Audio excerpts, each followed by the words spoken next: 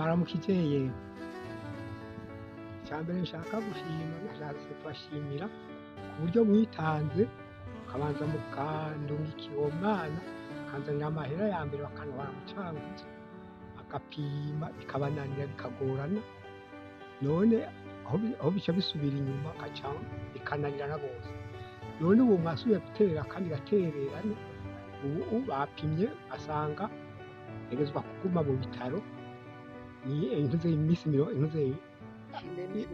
kimwe imisi 30 iyo misi 30 natanze avasi yayo mahera mwamwarungitse ndibaza yuko atakubashimira ndo muzoshimirwa n'Imana ku byiza mukoze ibisigaye bazoheza baze bariyaranja buke buke kuko amafaranga babuciye 30 n'amajana 332 murakoze.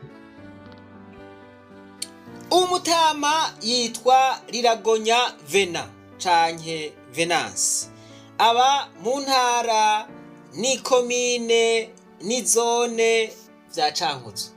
Voilà. Aba ku mutumba Muterero agacimbiri ni Rusange.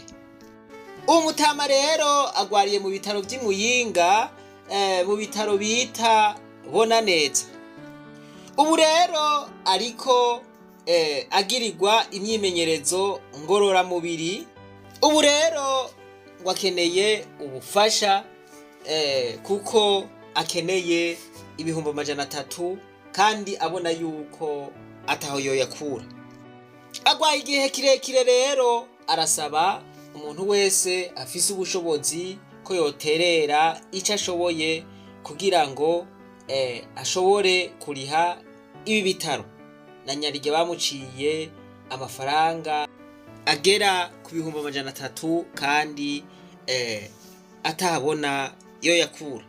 Rero asubiye kubashimira mwese mwitanze kugira ngo mufashe ubwa mbere, ariko n'ubu murumva yuko ariko aratabaza kugira ngo aronke ayo mafaranga ibihumbi 300.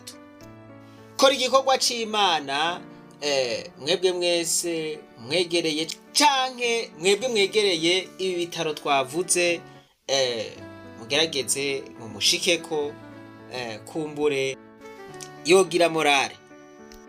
Imana yo mwijuru nibampezagirire rero twibananize kwa rugendo rwacu maze tugaruze umunezero satani yatunyaze.